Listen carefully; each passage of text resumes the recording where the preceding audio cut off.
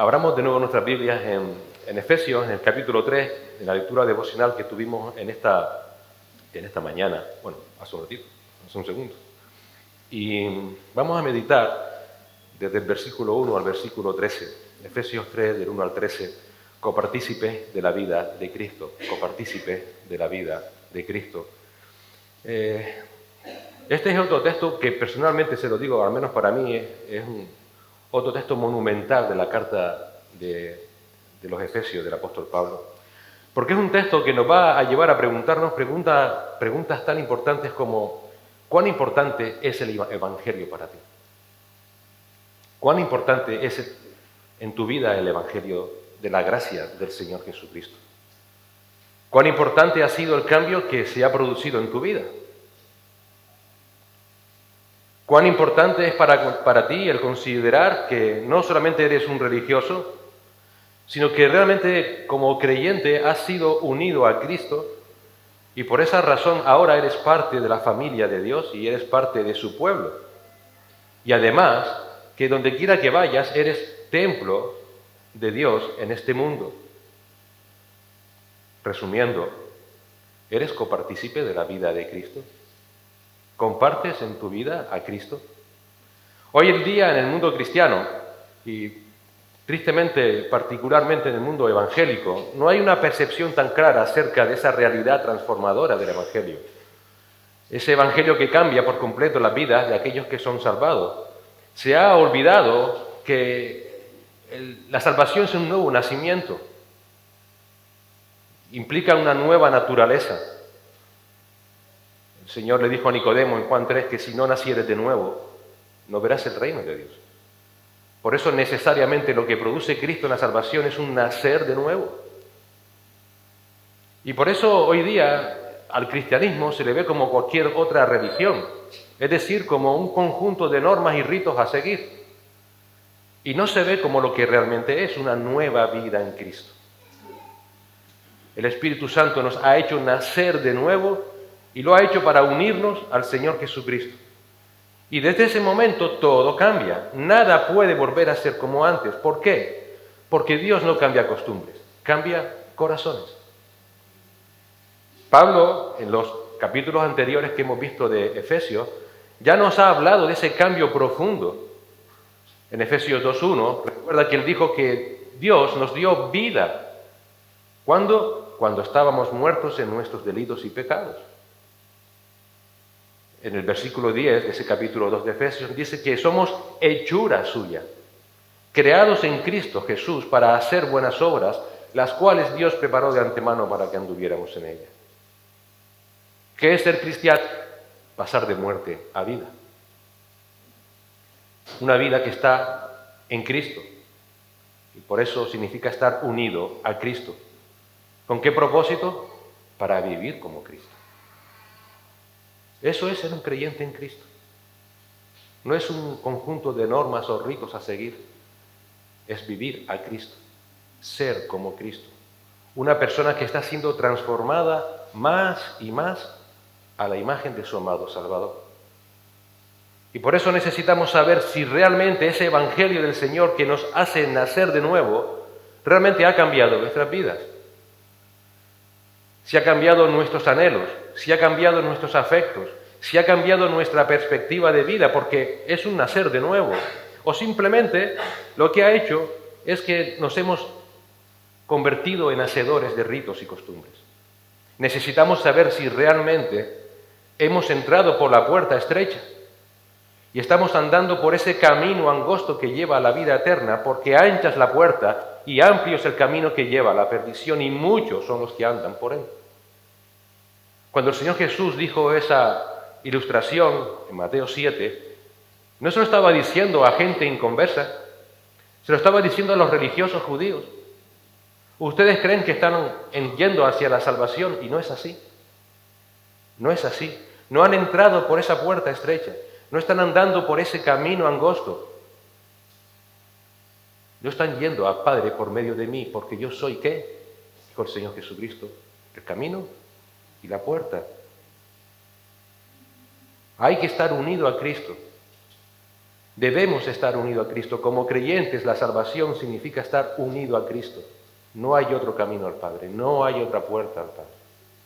No son tus obras, no son tus capacidades, no es tu intelectualidad, no es tu bondad, es Cristo.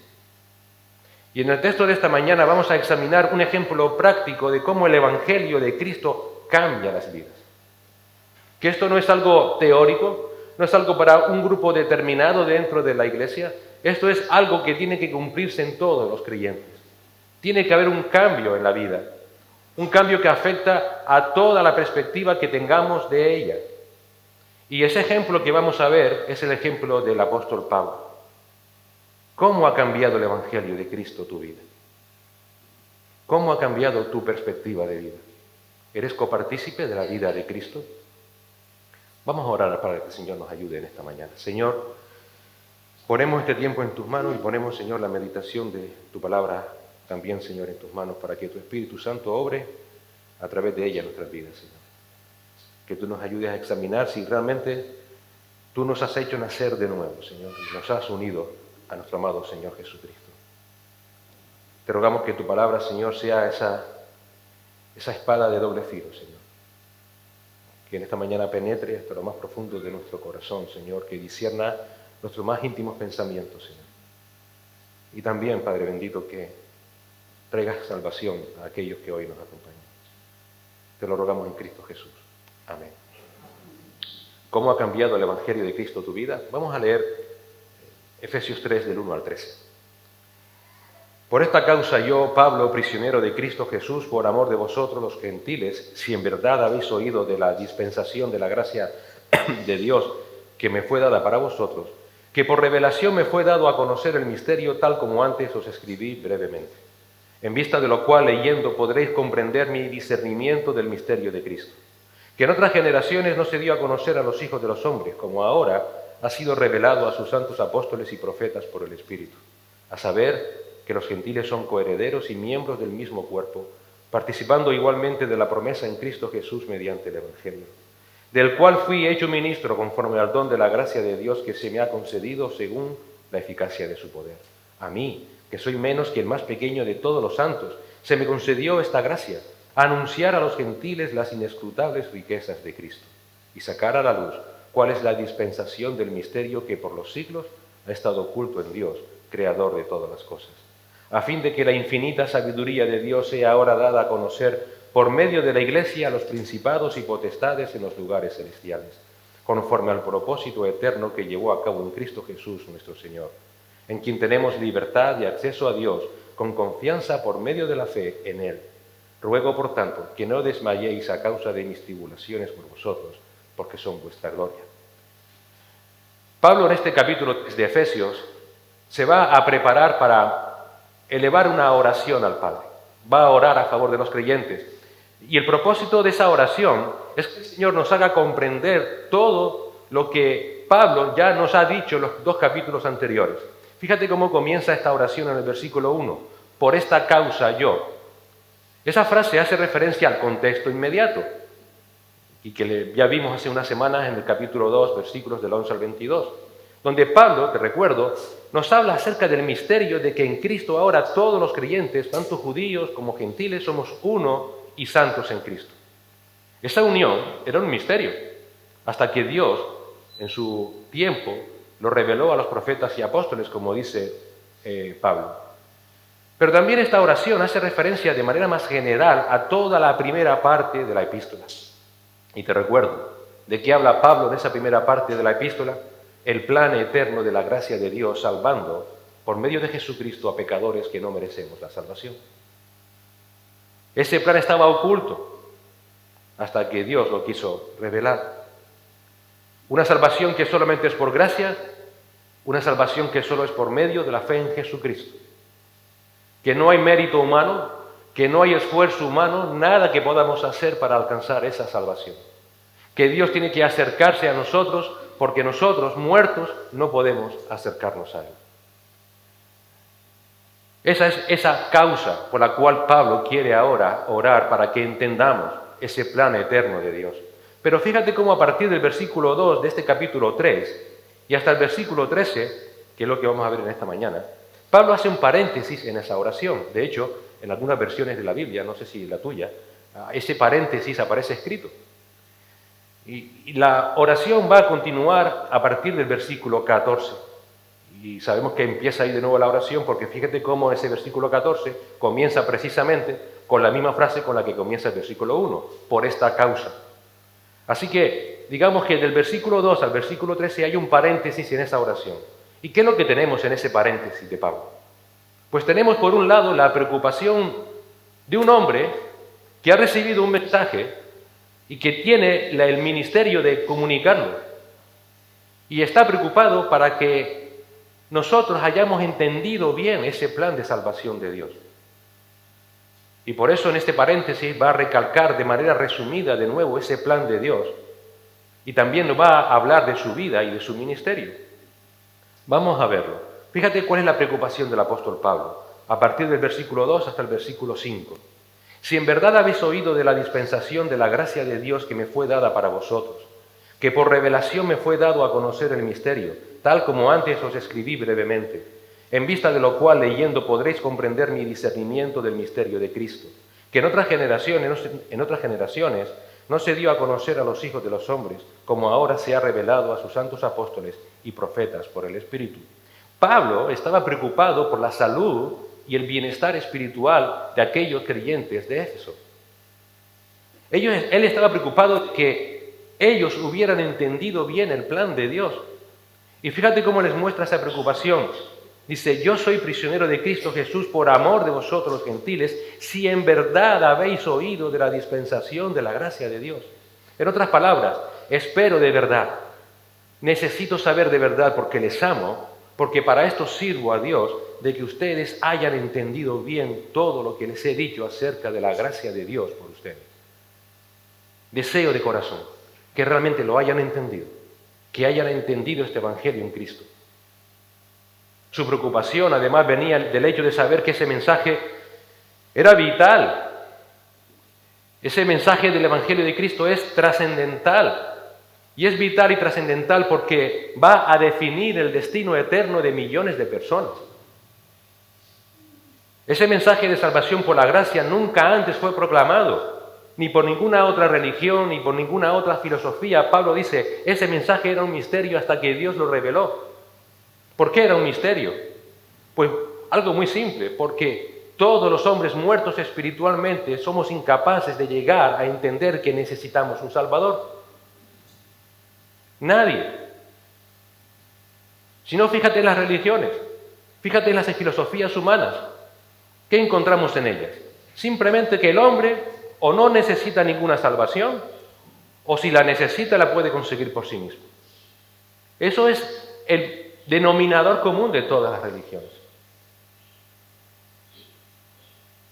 Pero ese mensaje de la gracia, que es el único mensaje que puede salvar, y que ofrece Dios a través de su Hijo Jesucristo, y que nunca antes fue proclamado por ninguna religión, y que es exclusivo del cristianismo, hacía que Pablo estuviera preocupado para que ellos entendieran.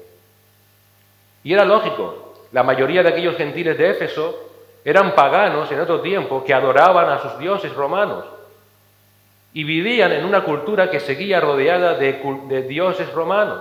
Por tanto, podían volver de nuevo a su antigua vida. Y él dice, si en verdad, por favor, recuerden, piensen bien en este mensaje.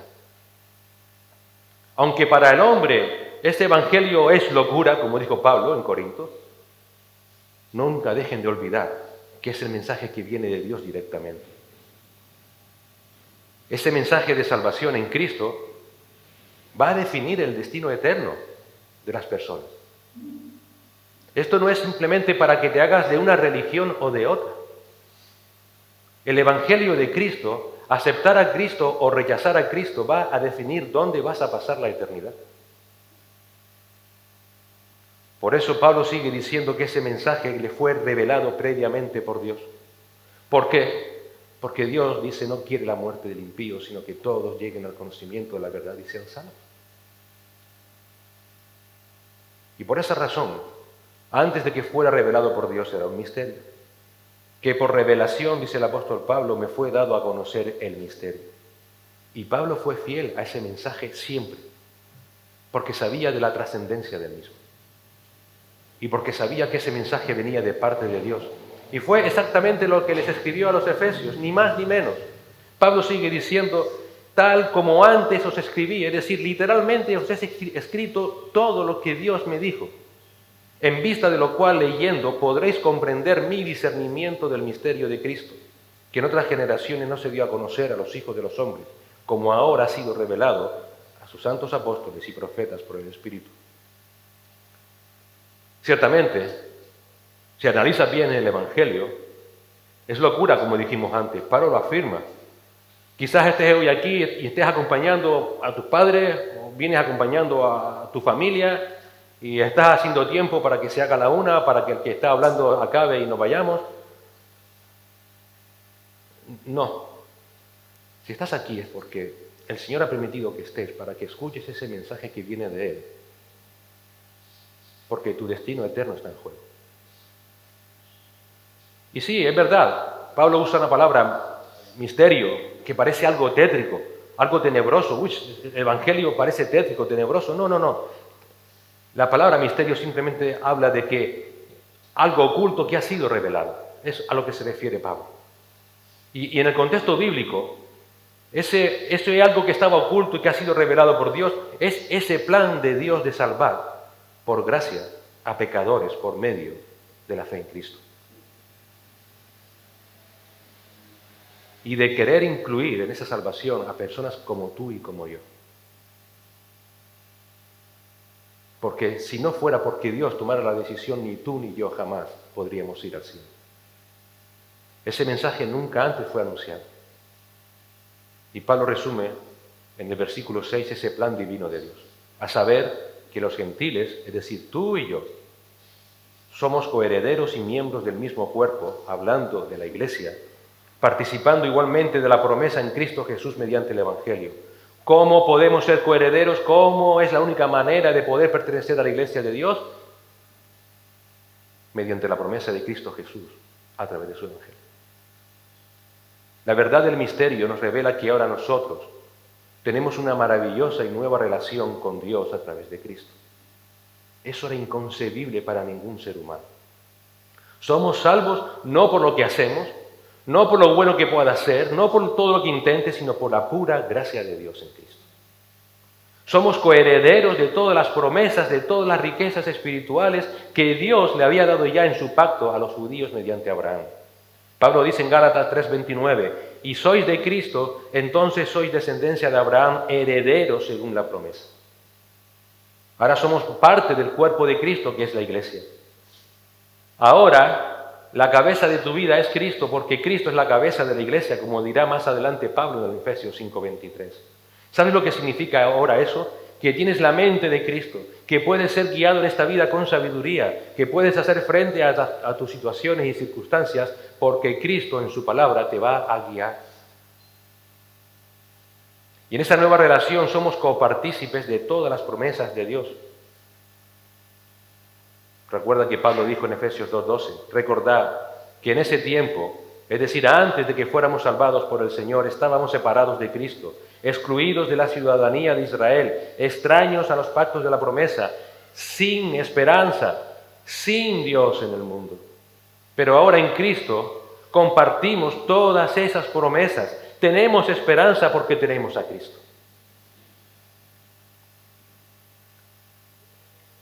Así que la preocupación de Pablo, ¿cuál era? ¿Has entendido bien este mensaje? Vas a estar en un mundo que te va a volver a querer arrastrar a todas sus idolatrías, a todos sus dioses, a todo lo que el mundo ofrece. Por favor, ¿lo has entendido bien? ¿Has entendido que Dios te quiere salvar y lo va a hacer por gracia? A través de Cristo. ¿Lo entiendes? Es trascendental porque va a definir tu eternidad. No hay otro camino, no hay otra puerta que pueda sacarte del infierno y llevarte al Padre sino Cristo. ¿Y hasta qué punto era trascendental ese evangelio para Pablo? Que cambió toda su vida. Si te recuerdas, y si no lo sabes, te lo comento muy rápidamente, Pablo fue un hereje, fue un fariseo, fue alguien que persiguió a la iglesia de Cristo, hombres, mujeres y niños, pero camino a Damasco, el Señor le salvó. Y ahora él se había unido a Cristo y se sabía copartícipe también de esa vida. Y por eso vivió desde ese momento para proclamar el Evangelio de Cristo como le fue mandado por el Señor. Fíjate cómo él habla de su ministerio en los versículos del 7 al 12 de nuestro texto, del cual, del Evangelio, fui hecho ministro, conforme al don de la gracia de Dios que me ha concedido según la eficacia de su poder. A mí, que soy menos que el más pequeño de todos los santos, se me concedió esta gracia, anunciar a los gentiles las inescrutables riquezas de Cristo y sacar a la luz cuál es la dispensación del misterio que por los siglos ha estado oculto en Dios, creador de todas las cosas, a fin de que la infinita sabiduría de Dios sea ahora dada a conocer por medio de la Iglesia a los principados y potestades en los lugares celestiales, conforme al propósito eterno que llevó a cabo en Cristo Jesús, nuestro Señor, en quien tenemos libertad y acceso a Dios con confianza por medio de la fe en Él. Pablo fue comisionado por Cristo para proclamar su Evangelio. Pablo no eligió ser apóstol, Pablo no eligió ser ministro, él fue salvado y posteriormente fue encomendado, fue nombrado por Cristo para ejercerlo. Y fíjate cómo él dice que lo hacía todo lo que hacía, no porque era fuerte, no porque era hábil, no porque fuera capaz. Pablo dice que todo ese don que recibió le fue concedido por gracia, según la eficacia del poder de Dios. Y Pablo estaba tan agradecido al Señor por haber sido llamado por Cristo para ese ministerio, que se sabía que todo lo que estaba viviendo era parte de la gracia de Dios por él. A mí, que soy menos que el más pequeño de todos los santos, se me concedió esta gracia. Anunciar a los gentiles las inescrutables riquezas de Cristo y sacar a la luz cuál es la dispensación del misterio que por los siglos ha estado oculto en Dios, creador de todas las cosas. A mí se me concedió esta gracia. No dice, a mí se me concedió esta carga. No dice, a mí se me concedió este trabajo penoso, terrible, a tener que aguantar frío, hambre, ser apedreado por uno, ser perseguido por otro. No, se me concedió esta gracia.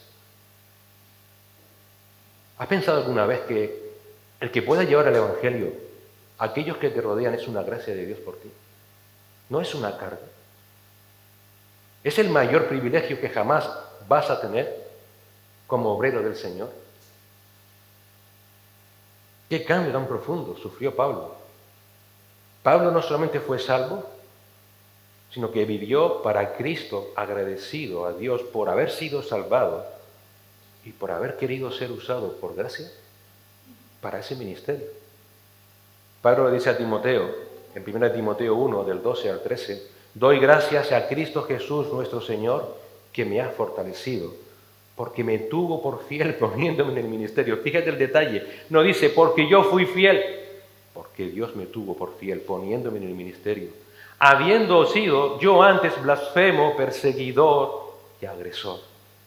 Sin embargo, se me mostró misericordia, porque lo hice por ignorancia en mi incredulidad. Todos hemos sido como Pablo. Todos hemos sido blasfemos, perseguidores, agresores. Y quizás hoy día lo sigas siendo. Sin embargo, fíjate cómo Dios ofrece misericordia. Misericordias. Y Pablo dice, Dios me tuvo por fiel, a pesar de haber sido como era, y me dio esta gracia de poder predicar el Evangelio a los gentiles. Pero además Pablo sabía que ese ministerio de anunciar las inescrutables riquezas de Cristo y de sacar a la luz cuál es la dispensación de ese misterio por los siglos, tiene un alcance celestial. Fíjate lo que Pablo sigue diciendo en el versículo del 10 al 12. A fin de que la infinita sabiduría de Dios sea ahora dada a conocer por medio de la Iglesia a los principados y potestades en los lugares celestiales, conforme al propósito eterno que llevó a cabo en Cristo Jesús nuestro Señor, en quien tenemos libertad y acceso a Dios con confianza por medio de la fe en Él, a fin de que la infinita sabiduría de Dios sea dada a conocer por medio de la Iglesia a los principados y potestades en los lugares celestiales. ¿Has pensado alguna vez que tu vida, siendo salvado por la gracia de Dios, es de testimonio aún a los seres celestiales? ¿Has pensado alguna vez que tu vida, tu ministerio, el cómo vives el Evangelio, como Pablo, es de testimonio a los ángeles y a los demonios? Los ángeles, nunca te olvides, también son seres creados. No son omniscientes, solo Dios lo es. Y ellos ignoran muchas cosas. Pedro afirma en 1 de Pedro 1, del 10 al 12, lo siguiente acerca de la salvación y de cómo eso es de testimonio a los ángeles. Acerca de esta salvación, los profetas que profetizaron de la gracia que vendría a vosotros diligentemente inquirieron e indagaron, procurando saber qué persona o tiempo indicaba el Espíritu de Cristo, dentro de ellos el predecir los sufrimientos de Cristo y las glorias que seguirían. A ellos les fue revelado que no se servían a sí mismos, sino a vosotros, en estas cosas que ahora os han sido anunciadas, mediante las que os predicaron el Evangelio por el Espíritu Santo enviado del cielo, cosas a las cuales los ángeles anhelan mirar. Pablo dice en 1 Corintios 4:9 que nosotros, la Iglesia, hemos llegado a ser espectáculo al mundo, a los ángeles y a los hombres. Por eso los ángeles se alegran en el cielo cuando un pecador se arrepiente, Lucas 15:7. Tu vida no solamente de testimonio a aquellos que te rodean, es algo que asombra aún a los ángeles celestiales. Ver la magnificencia, el poder de Dios, la compasión de Dios, la misericordia de Dios, el amor de Dios, trasciende este mundo. Trasciende este mundo. Todo eso cambió a Pablo. Aquel plan maravilloso, aquella gracia infinita, aquella demostración de amor desmerecido, aquella compasión del Señor que da a los ciegos vista, que a los cautivos da libertad, que a los muertos da vida, cambió por completo a Pablo. ¿Y sabes por qué? Porque Cristo cambia a las personas. Porque Cristo hace nacer de nuevo. Pablo es el paradigma de esa persona que nació de nuevo. No pensemos, es que era un apóstol, es que el apóstol era su ministerio, un ministerio que era fruto, como él dijo, de haber sido salvado por Cristo. No fue salvado por Cristo porque fue apóstol. Él era un hombre como tú y como yo. Pero el Evangelio transformó de manera radical a Pablo. Cambió toda su vida. Cambió toda la perspectiva de su vida. Y para que entendamos hasta qué punto fue ese cambio, fíjate cómo él se consideraba, versículo 1, vamos a estar así un poquito, pero fíjate cómo se consideraba en el versículo 1, como prisionero de Cristo Jesús. ¿Alguna vez te has visto como prisionero de Cristo Jesús? Y se consideraba prisionero por amor de vosotros, los gentiles. Para Pablo, aquella nueva vida, llevando el Evangelio, no le supuso, wow, descanso, alegría, prosperidad, como tristemente muchas veces escuchamos. Le supuso sufrimiento. Pero no le importó. Pablo, cuando escribe esta carta, estaba preso en Roma. Y estaba preso en Roma porque él había apelado al emperador romano para ser juzgado. Lo leemos en Hechos de los Apóstoles, capítulo 25, versículo 11. Si soy pues un malhechor y de hecho algo digno de muerte, no rehúso morir, pero si ninguna de esas cosas de que estos me acusan es verdad, nadie puede entregarme a ellos, pero al César. A Pablo lo habían acusado de haber producido un conflicto social grave en Jerusalén, llevando el Evangelio de Cristo, anunciando a Cristo, y los judíos se rebelaron, lo cogieron y dice, venga. Y él dice, bueno, pues yo como ciudadano romano apelo al César. Y estaba en Roma, encarcelado. Pero fíjate cómo Pablo no se consideraba prisionero del emperador, ni de los romanos, ni de los hombres, sino prisionero ¿de quién? De Cristo. Él veía su situación desde una perspectiva divina. ¿Tú ves tu vida desde una perspectiva divina? ¿O todavía sigues con tus ojos puestos en las cosas de la tierra? Pablo veía su vida desde la perspectiva de su unión con Cristo, no de su situación particular. Y lo tenía tan claro, que fíjate cómo más adelante de nuevo repetirá en capítulo 4 de Efesios, que él era preso del Señor. A Filemón le dice, soy prisionero de Jesucristo, Filemón 1:9. A Timoteo le dice en 2 Timoteo 1:8, soy prisionero de Cristo. A los filipenses les dirá en Filipenses 3:8, y aún más, yo estimo como pérdida todas las cosas en vista del incomparable valor de conocer a Cristo mi Señor, por quien lo he perdido todo y lo considero como basura a fin de ganar a Cristo. Pero además se consideraba prisionero de Cristo, no porque era esto que le gusta sufrir, sino se consideraba prisionero de Cristo por amor. Por amor de aquellos a los cuales Dios llamó desde antes de la fundación del mundo para salvar. Prisionero de Cristo Jesús por amor de vosotros. Pablo estaba preso en Roma por su compromiso inquebrantable con Cristo y por su deseo de que otras personas pudieran tener esperanza eterna. Un creyente debe ser también prisionero de Cristo. Si realmente amas a aquellos que tienes a tu lado y que no son creyentes, hijos, padres, madres, esposos, esposas, lleva el Evangelio, pero considérate como un prisionero de Cristo. Cristo transformó a Pablo de tal manera que él vivía su vida no desde una perspectiva terrenal, sino celestial, unido a Cristo, prisionero de Cristo por amor a los creyentes. Pero fíjate que además de prisionero, se consideraba siervo del Evangelio, versículo 7. Yo ministro conforme al don de la gracia de Dios que se me ha concedido según la eficacia de su poder. Esa palabra ministro aquí es diáconos. En otras palabras, Pablo se consideraba no solamente prisionero de Cristo por amor a los gentiles, también se consideraba un siervo, un ayudante ¿de quién? De Cristo. ¿Eres siervo de Cristo? ¿O te aprovechas de Cristo? ¿Sirves a Cristo? ¿Eres un ayudante del Señor para extender su Evangelio? Mira, el Señor no te necesita para nada y mucho menos para extender el Evangelio.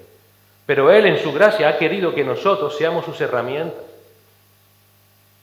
¿Eres un ministro eficaz donde el Señor te ha puesto? ¿Sirves a Cristo? ¿Eres siervo de Cristo? ¿Un ayudante de Él para extender su Evangelio? Pablo se definirá a sí mismo en 1 Corintios 3 de la siguiente manera. Porque nosotros somos colaboradores de Dios. Eso es lo que somos. Y vosotros, hablando a la iglesia en Corinto, sois labranza de Dios, edificio de Dios. Y en la segunda carta a los Corintios, en el capítulo 4, les dirá de nuevo, porque no nos predicamos a nosotros mismos, sino a Cristo Jesús como Señor, y a nosotros como siervos vuestros, por amor de Jesús. Que si la vida de Pablo cambió, prisionero de Cristo, siervo. Él no decidía lo que debía hacer, ni cuándo descansar, ni cuándo coger vacaciones. No decidía nada de eso, era un esclavo de Cristo para servirle. Él sabía que las 24 horas del día, los 365 días del año, eran par y por Cristo. Tanto cambió el Evangelio a Pablo, que se sabía prisionero del Señor, servidor, esclavo del Evangelio. Pero como dijimos antes, lo que quizás para ti, escuchando todo esto, dice, madre mía de mi alma, ¿qué va? ¿Tú estás loco? No. Para Pablo eso era un privilegio. Su vida por Cristo fue un privilegio inmerecido. Mira lo que dice el versículo 8. A mí. Que el Señor me escogiera a mí, que soy menos que el más pequeño de todos los santos. A mí se me concedió esta gracia, anunciar a los gentiles las inescrutables riquezas de Cristo. Considerar servir a Cristo como una carga es la mayor muestra de ingratitud que un corazón que ha sido redimido puede tener. Pablo consideraba aquel ministerio, aunque eso le llevara a estar en la cárcel, como el mayor de los regalos que jamás había recibido. Un regalo que lo llenaba de amor, de gratitud al Señor. Él le dijo a los Corintios, en 2 de Corintios 12:10, por lo cual, por amor a Cristo me gozo en las debilidades, en afrentas, en necesidades, en persecuciones, en angustias, porque cuando soy débil, soy fuerte. Por amor a Cristo. Dios mío, gracias por lo que me haces pasar. A Timoteo le dijo, 2 Timoteo 2:10, por tanto, todo lo soporto por amor a los escogidos. ¿Para qué? Para que también ellos obtengan la salvación que está en Cristo Jesús y con ello la gloria eterna. Quizás tengas un padre, una madre, o tengas un hijo, o una hija, o un esposo, o una esposa, que tú puedas decir, qué pesados son, no me dejan tranquilo con la iglesia para arriba, con la iglesia para abajo. Entiéndelo. Son esclavos de Cristo. Quieren que también llegues al conocimiento de la verdad y seas salvo. Si no te amaran, estaría igual lo que te pasa. Si no te amaran, estaría igual que fueras al cielo o que fueras al infierno. Pero como no es caso, ellos como esclavos de Cristo, como siervos de Cristo y por amor a Cristo, cumplen con lo que el Señor les ha encomendado. Eso si realmente han conocido de la gracia del Señor Jesucristo en sus vidas. Pablo también le dijo a los colosenses, en Colosenses 1:24, me alegro de mis sufrimientos por vosotros y en mi carne, completando lo que falta a las aflicciones de Cristo, hago mi parte por su cuerpo, que es la iglesia. Así cambió Pablo el Evangelio. Así le cambió a Pablo el Evangelio. ¿Te has transformado a ti Cristo también?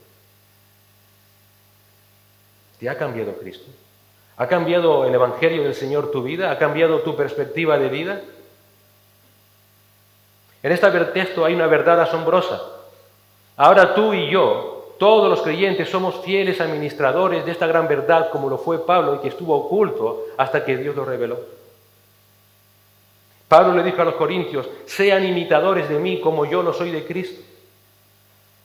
Cristo dejó a su iglesia en la tierra para que sigamos proclamando ese evangelio de salvación. Pero para poder proclamarlo con poder, realmente a ti también te tiene que haber cambiado. Si no te cambió, ¿qué evangelio estás proclamando? ¿De obras? ¿De esfuerzos humanos? A los filipenses Pablo les dijo, hermanos, sean imitadores de mí. Y mirad a los que así se conducen según el ejemplo que tenéis de nosotros. ¿Hemos pensado alguna vez que este sagrado misterio que ha sido revelado en Cristo es trascendental para millones de personas? ¿Es trascendental para aquellos seres queridos que aún no creen en Cristo? ¿Que ese mensaje trascendental ahora está en nuestras manos? Ese mensaje, dice Pablo en el versículo 11, es conforme al propósito eterno que llevó a cabo en Cristo Jesús, Señor nuestro. Ese es el propósito eterno de Dios. No solamente salvar, sino que un pueblo en esta tierra siga llevando ese mensaje, siga extendiendo ese mensaje. ¿Eres copartícipe de la vida de Cristo? Si lo eres, si dices que sí, entonces debes ser fiel al Evangelio. ¿Estás proclamando el Evangelio? Este mensaje es tan vital, que Pablo decía, me da igual mis sufrimientos, me da igual lo que pase. Debemos resistir con fe ese ministerio que el Señor por su gracia nos ha dado. Aún, como pasó en la vida de Pablo, suframos prisiones, aun cuando pasemos por momentos que no entendamos y que nos causa tremendo dolor. Nunca te olvides que nada de lo que vivas entre medias es desconocido para el Señor. Nada está fuera de su control. Todo tiene el propósito de que almas que Él eligió desde antes de la fundación del mundo lleguen al conocimiento de la verdad y ha querido usarte a ti. No te mires a ti como si fueras tan importante. Lo somos para Cristo. Pero más importante es Cristo. Y nada está fuera del control del Señor. Por eso tampoco debe ser extraño para nosotros lo que vivamos como cristianos. Ciertamente a veces Satanás te hará creer que Dios te hace sufrir sin sentir. ¿Para esto te hiciste cristiano? Si estás peor que antes. Tú no ves que esto es un mensaje que no va a ninguna parte. Tú no ves que estás perdiendo la oportunidad de disfrutar la vida. Pero recuerda que eso es una mentira. Eso no es así. Todo lo que vivas en Cristo, si estás siendo copartícipe de la vida de Cristo, tiene el profundo privilegio de estar proclamando al único Dios vivo y verdadero. Por eso debes persistir, debes resistir firme en que Cristo, aún en medio de tu dolor, te está usando. Pedro afirma en 1 de Pedro 5:9, pero resistidle, hablando de las mentiras de Satanás, resistidles firmes en la fe, sabiendo que las mismas experiencias de sufrimiento se van cumpliendo en vuestros hermanos en todo el mundo. Lo que tú sufres, lo sufren millones de hermanos en Cristo por toda la tierra. Aliéntate, aliéntate. Dios es soberano, Dios tiene el control de toda la historia, sea universal o sea tu historia personal. Por eso Pablo sabía que aún sus sufrimientos, todo lo que él tenía un propósito, exaltar a Cristo porque se estaba extendiendo su nombre a través del Evangelio. Y él lo consideraba como una gracia. Y Pablo confiaba en que sabía que todo eso, que era parte del plan de Dios, iba a traer salvación a muchas personas. Y eso le hacía que él no se desanimara en medio de sus situaciones o circunstancias. Nunca te olvides de una cosa, en medio de lo que estés viviendo. Si lo que vives es fruto de tu amor por el Señor, no te agobies. Dios está cumpliendo en ti su plan de seguir anunciando de que Él es un Dios vivo y verdadero y que Cristo es el Salvador. Es verdad, yo estaba pensando a ver cómo intento desligar esta predicación un poco de esta semana, como Luis decía, recordaba, el Consejo de Ancianos ha ido hablando con diferentes hermanos que han pedido la membresía o el bautismo, y la verdad es que los testimonios han sido muy emocionantes. Pero cómo, a pesar de el sufrimiento que nos puede hacer pensar que Dios es un Dios lejano, que nos puede causar un gran desánimo, cuando vemos cómo detrás el Señor está actuando, aunque no lo entendamos, y está salvando, realmente nos llena de gozo. Nos llena de gozo. Señor, que tú no solamente quieras usar a un incapaz como yo, sino un sufrimiento, que tú uses todo eso para que otras personas puedan tener la esperanza de salvarse. Realmente eres sabio. Realmente eres soberano, Señor. Porque recuerda a José en Génesis 50, como le dijo a los hermanos: lo que ustedes idearon para el mal, Dios lo tenía preparado para bien. Así es nuestra vida, hermanos. Lo que a veces en nuestra corta vista pensamos que es para mal, Dios lo tiene preparado para bien. Si estás sufriendo por Cristo, no te desanimes. Porque estás siendo usado por el Señor para extender esperanza en Cristo. Por eso, como Pablo, tampoco temamos el mal. Tampoco miremos nuestro bienestar como una prioridad. Nunca fue una prioridad de Pablo tener bienestar. Nunca fue una prioridad de Pablo no sufrir. Su preocupación, ¿cuál era? Que Cristo fuera exaltado, llevando la verdad de Él. Su preocupación era proclamar la obra redentora de Dios por medio de Cristo Jesús. Hermanos, uno no puede sino alabar a Dios por lo que Él hace en su gracia, por lo que Él ha hecho por nosotros pecadores. Recuerda siempre que a través de Cristo Él nos levantó de los muertos, nos ha reconciliado con Él, nos ha unido a Cristo, nos ha hecho ser sus hijos adoptivos. Y ahora nos está usando por su gracia para poder llevar ese mensaje del Evangelio. Hoy hay varias personas a las cuales queremos mucho, amigos, que hoy nos acompañan. Permíteme dirigirte a ti. No voy a decir nombre, pero sabes que me dirijo a ti. Y me dirijo a ti para decirte que en Cristo hay salvación. Y que lo único que hay que hacer es clamar a Dios. Tú te sabes pecado, lo sabes. No hace falta que nadie te lo diga. Y sabes que la gracia del Señor será siempre mayor de todo lo que tú puedes hacer. Simplemente clama a Dios. Señor, perdóname. Y dame fe. Si crees en Cristo, Él es fiel y justo y te salvará. Serás salvo. Mira, aquí no hay gente perfecta y gente imperfecta, gente más pecadora y gente menos pecadora. Aquí somos todos pecadores. Todos. Aquí lo que hay es pecadores que han confiado en Cristo y pecadores que no han confiado en Cristo. Si confías en Él, serás salvo. Pero también permíteme dirigirme a ti, que quizás te creas salvo. Que digas, bueno, yo un día hice una profesión de fe, yo sí, un día me bauticé. Sí, yo vivo, ¿sabes qué?, con fe. Pero luego sigues viviendo en pecado, porque a la mínima te desesperas. A la mínima no pierdes la visión de lo que el Señor está haciendo a través de ti. Quizás eso sucede simplemente porque sigues muerto espiritualmente. Solo vives para tus circunstancias, vives para tus planes y no para Cristo. Tristemente muchos buscan a Cristo para que Cristo sea esa máquina tragaperra o esa máquina expendedora de dinero que le ayude a solucionar todos los problemas. Si eso es así, si buscas a Cristo por eso, arrepiéntete, porque sigues muerto en tus delitos y pecados.